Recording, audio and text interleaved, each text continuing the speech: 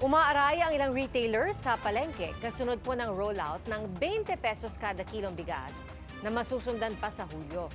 Bagsak presyo naman ng mga karot sa Benguet, kaya itinapon na lang ang ilang ani. Saksi, si Ian Cruz. Andiyan ngay garot.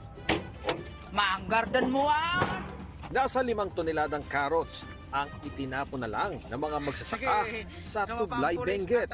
Kanila, better luck next time kung magtatanim pa ulit. Lugi raw kasi kung susubukan nila itong ibenta. Ganito rin ang hinaing na magsasakang namigay ng 10 sako ng carrots sa Barangay Dominican Hill at Mirador Hill. Bineberipika pa ng Department of Agriculture ang ulat na ito, kaya tumanggi munang magbigay ng pahayag ang kanilang tagapagsalita. Ayon sa Samahang Industriya ng Agrikultura o SINAG, nasa 3 hanggang 10 piso ang kada kilo ng carrots sa Benguet base sa kanilang monitoring. Maraming supply ngayon kaya bumagsak ang presyo. Siguro contact natin yung FTI kung pwedeng mag-allocate ng espasyo para dito sa mga carrots, no? And para mailagay sa tamang temperature para at least hindi malugi ang ating mga magsasaka.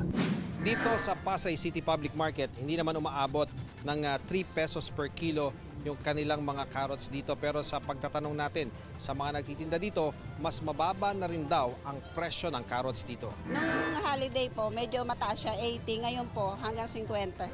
Ang pagbebenta naman ng 20 pesos kada kilo ng bigas, magkakaroon ng Phase 2 sa Hulyo at Phase 3 sa Setyembre ayon sa Malacanang.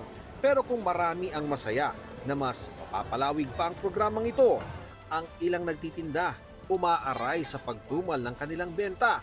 Gaya sa ilang pwesto sa Mega Q-Mart kung saan 40 pesos kada kilo ang pinakamurang mabibiling local rice. Depende sa klase. Gano'n ho kalaking tumal?